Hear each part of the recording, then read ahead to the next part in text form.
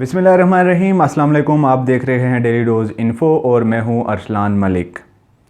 तालिबान के काबुल पर कंट्रोल को आज 2 दिन गुजर चुके हैं और हालात नॉर्मलाइजेशन की तरफ जा रहे हैं। तालिबान ने आम मुआफ़ी का ऐलान किया है, तालिबात को स्कूल जाने की इजाज़त दी गई है। इसके अलावा सीनियर क़यादत की तरफ से तालिबान के कारकुनान को ये हिदायत जारी की गई हैं कि वो किसी के घर में न घुसें, किसी की प्रॉपर्टी को नुकसान न पहुँचाएँ, इसके साथ साथ किसी से वो गाड़ी ना छीनें। तो इस सबसे बड़ी जो डेवलपमेंट है वो ये है कि तालिबान के एक सीनियर लीडर ने अफ़गानिस्तान में एक ख़ातून एंकर पर्सन को इंटरव्यू दिया है। और इसके साथ साथ जब से तालिबान ने कंट्रोल किया है काबुल को, तो अफ़गानिस्तान के जो टीवी चैनल थे वहाँ पर जो ख़वातीन एंकर पर्सन्स थी उनको टीवी चैनल्स इंतज़ामिया की तरफ से उनकी जो ट्रांसमिशन थी ख़वातीन एंकर पर्सन्स की वो रोक दी गई थी, वो भी आज बहाल हो चुकी है। और अफ़गानिस्तान के जो टीवी चैनल्स हैं वहाँ पर ख़वातीन एंकर पर्सन्स आज दोबारा से नज़र आ रही हैं। तो ये है वो करंट सूरत हाल जो अफ़गानिस्तान में इस वक्त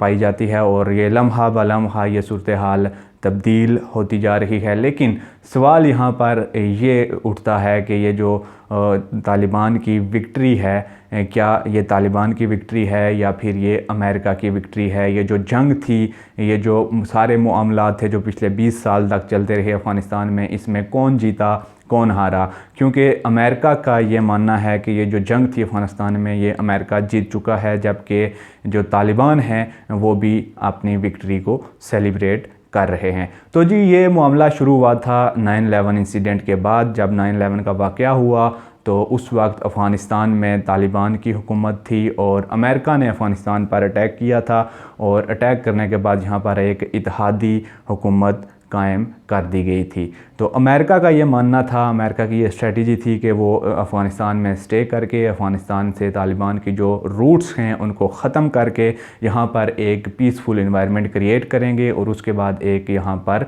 हुकूमत बनाई जाएगी और फिर जो हुकूमत होगी वो यहाँ के तमाम इंतज़ामात संभालेगी और फिर अमेरिका यहाँ से निकल जाएगा। तो अमेरिका ने 20 साल यहाँ पर तकरीबन 22 खरब डॉलर से ज़ायद रकम खर्च की। इसके साथ साथ वो यहाँ पर अफ़गान आर्मी को भी ट्रेनिंग देते रहे। तो अभी 2021 का जो ये करंट मंथ है, इसकी जो 31 तारीख़ है, ये अनाउंस की गई थी अमेरिकन प्रेसिडेंट की जानिब से कि 31 अगस्त तक जो अमेरिकन फोर्सेस हैं वो यहाँ से निकल जाएंगी। लेकिन 31 अगस्त से पहले पहले ही हालात तब्दील हो गए और तालिबान की एक मूवमेंट सामने आई और उसने आकर तमाम तर जो हालात थे, तमाम तर जो तज्ज़िये थे कि कब तक काबुल में तब्दीली आएगी, क्या होगा, तो वो उन सब को गलत साबित कर दिया और तालिबान काबुल में काबिज़ हो गए। तो यूँ अमेरिका को यहाँ से पिसपाई हुई और अमेरिका को यहाँ से निकलना पड़ा, जग हसाई हुई सुपर पावर की। और अब जो तालिबान हैं वो ये क्लेम कर रहे हैं कि वो जीत चुके हैं। तो अगर देखा जाए कि जो अमेरिका ने यहाँ पर जंग इनिशिएट की थी उसका मेन जो मकसद था वो क्या था? जो मेन मकसद था अमेरिका का वो यही था कि वो तालिबान को ख़त्म करके यहाँ पर एक पीसफुल इन्वायरमेंट बनाकर, एक गवर्नमेंट बनाकर वहाँ यहाँ से निकलेंगे और पीछे यहाँ पर एक तालिबान के अलावा गवर्नमेंट होगी और जो तमाम तर मामलात देखेगी। लेकिन 20 साल गुजर जाने के बाद आज हम देखते हैं कि एक बार फिर तालिबान टेक ओवर कर चुके हैं। 9/11 के इंसिडेंट के बाद जब तालिबान की हुकूमत को ख़त्म किया गया था तो तब अमेरिका की जो सोच थी कि अमेरिका वो तालिबान को ख़त्म करके यहाँ पर एक नई हुकूमत नया सेटअप लाएंगे, उसमें अमेरिका नाकाम होकर 20 साल के बाद यहाँ से निकल चुका है। तो बज़ाहिर ये जो अमेरिका मकासद लेकर अफ़गानिस्तान में आया था उन मकासद में वो नाकाम हुआ है, वो कामयाब नहीं हुआ, क्योंकि उसके जाने के बाद आज फिर एक बार अफ़गानिस्तान पर तालिबान काबिज़ हो चुके हैं। तो तालिबान ने जब अफ़गानिस्तान पर काबिज़ होना शुरू किया और पिछले कुछ दिनों में बड़ी तेज़ी से वो सूबों को फ़तह करते आए और उनको कुछ जगहों पर अफ़गान आर्मी की जानिब से रेजिस्टेंस का सामना करना पड़ा। लेकिन ज़्यादातर ये हुआ कि रेजिस्टेंस अफ़गान आर्मी की तरफ से न होने के बराबर रही। इवन कि जब काबुल जो कि दारुल हुकूमत के अफ़गानिस्तान का, जब तालिबान اس کی طرف آئے تو بھی ان کو کوئی ریزسٹنس کا سامنا نہیں کرنا پڑا۔ تو افغان آرمی کے بارے میں جو بائیڈن جو کہ پریزیڈنٹ ہیں امریکہ کے، ان کا یہ ماننا تھا، ان کا یہ کہنا تھا کہ جب امریکہ یہاں سے نکل جائے گا تو افغانستان میں جو اشرف غنی کے انڈر جو آرمی ہے وہ اس قابل وہ کر چکے ہیں ان کو ٹرین کر کے کہ وہ معاملات کو سنبھال لیں گے۔ لیکن جب طالبان کی جو نقل و حرکت وہ بڑی، اس کا جو موومنٹ تھی وہ انکریز ہوئی، تو پتہ چلا جی کہ افغان آرمی بالکل ان کے آگے ڈھیر ہو چکی ہے، وہ تو ریزسٹنس تک شو نہیں کر پائی اور یوں ناکام ہوئی افغانستان کی آرمی۔ اور پھر پریزیڈنٹ جو بائیڈن کو بھی اس بات کا اعتراف کرنا پڑا کہ ہم یہ چیز توقع نہیں کر پا رہے تھے، ہم تو سوچ رہے تھے کہ یہ ہم اس قدر ان کو ٹرین کر چکے ہیں کہ یہ بڑے دیدہ دلیری سے اپنے ملک کا ڈیفنس بنیں گے اور ان کو ڈیفینڈ کریں گے اور طالبان کے آگے کھڑے ہو پائیں گے، لیکن ایسا کچھ بھی نہیں ہوا۔ افغانستان میں طالبان کے سامنے افغان فوج کی پسپائی ہوئی ہے اور اس پسپائی سے ایک سبق ہے جو کہ پاکستان فوج پر اکثر کچھ لوگ تنقید کرتے ہیں، اس خصوصاً افواج کے بجٹ کو لے کر اور افواج کے کافی سارے معاملات کو لے کر تنقید کی جاتی ہے۔ تو جی یہاں پر یہ سبق ہے کہ آپ کے سامنے ہیں حالات کہ افغان فوج طالبان کے آگے کس طرح ان کا سامنا کرنے میں ناکام رہی، اور اس کے برعکس ہماری جو پاک فوج ہے، ہماری جتنے بھی افواج ہیں، وہ انہوں نے کس دیدہ دلیری کے ساتھ طالبان کو یہاں پر پچھلے 20 سال سے جو دہشت گردی ہو رہی تھی اس میں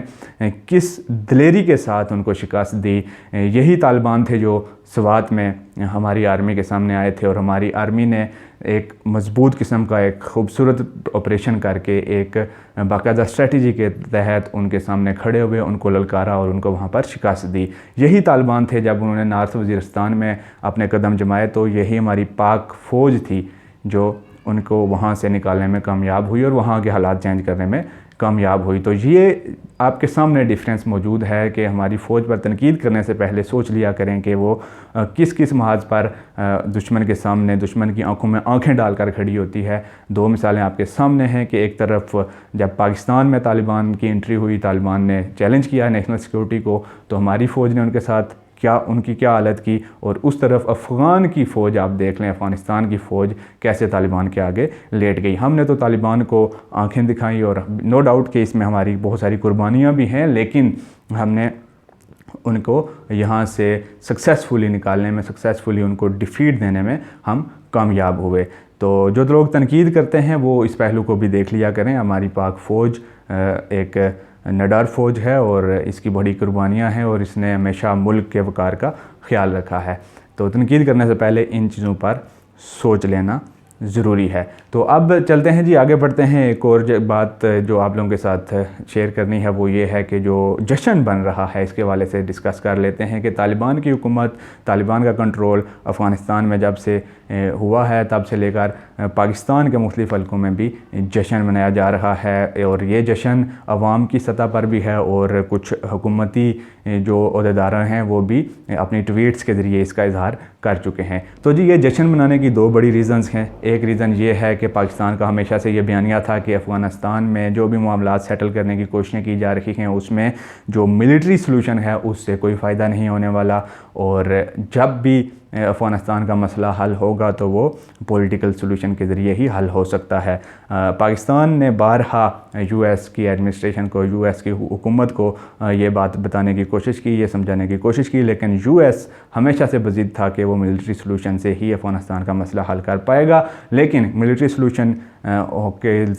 ذریعے جو افغانستان کا مسئلہ وہ حل کرنا چاہ رہا تھا وہ اس میں ناکام ہو چکا ہے۔ 20 سال اپنے ضائع کرنے کے بعد، 20 سال اپنے ڈالر ضائع کرنے کے بعد اس کو یہ بات سمجھ آئی ہے کہ جو پاکستان کا بیانیہ تھا، جو پاکستان کی اسٹریٹجی، جو پاکستان کہتا تھا کہ ملٹری سلوشن نہیں ہے افغانستان کا حل، تو وہ جو بیانیہ تھا وہ درست تھا۔ تو جی ایک ریزن تو یہ ہے جشن منانے کی کہ جو پاکستان کا بیانیہ تھا وہ درست ثابت ہوا، اور دوسری جو بڑی ریزن ہے وہ یہ ہے کہ جو افغانستان کے پریزیڈنٹ تھے اشرف غنی، جو کہ ڈالر سمیت ابھی بھاگ چکے ہیں اور ان کا کوئی پتہ نہیں کہ وہ کون سے ملک میں ہیں اس وقت، وہ انڈیا کی گود میں کھیل رہے تھے اور انڈیا افغانستان میں بہت بڑی انویسٹمنٹ کر رہا تھا، اور سی پیک کو سبوتاج کرنے کے لیے جو افغانستان اور انڈیا ایک پیج پر آ چکے تھے، تو وہ جو انڈیا کو پسپائی ہوئی ہے اس افغان معاملات کی وجہ سے، اس کی وجہ سے بھی پاکستان میں جشن منایا جا رہا ہے کہ جو ہمارا دشمن ہے وہ اس کے جو ناپاک ارادے تھے اس میں وہ ناکام ہوا ہے۔ تو یہ دو ریزنز ہیں جی جشن منانے کی، لیکن جو ایک عمومی رائے ہے جو کہ جی جشن منایا جا رہا ہے، عام عوام کے حق عام عوام کے لیول پر بھی جشن منایا جا رہا ہے، ان سے میں یہ عرض کرتا چلوں کہ اگر ہم تھوڑا ڈیپلی دیکھیں کہ افغانستان میں جو امریکہ کی جنگ تھی طالبان کے خلاف، تو طالبان کے ساتھ جو امریکہ 20 سال تک لڑتا رہا، تو اس میں جو امریکہ کے اتحادی تھے ان میں پاکستان بھی شامل تھا۔ آج اگر طالبان نے امریکہ کو شکست دی ہے تو اٹس مین کہ جو امریکہ کے اتحادی تھے ان کو بھی شکست ہوئی ہے، اور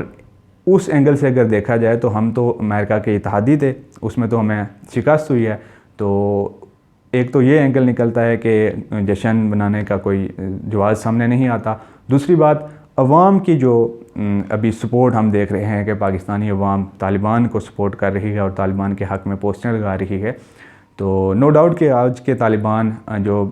ماضی کے طالبان تھے ان سے کافی چینج ہو چکے ہیں، اور ان میں ایک لبرل کنسیپٹ بھی آ رہا ہے، آہستہ آہستہ وہ لبرلزم کی طرف بھی جا رہے ہیں، لیکن تھنکنگ وہی ہے، ان کا براٹ اپ وہی ہے۔ تو جو لوگ آج جشن منا رہے ہیں، طالبان کی وکٹری کو سیلیبریٹ کر رہے ہیں، ان سے میں یہ پوچھتا ہوں کہ کیا آپ اے پی ایس اٹیک کو بھول گئے ہیں؟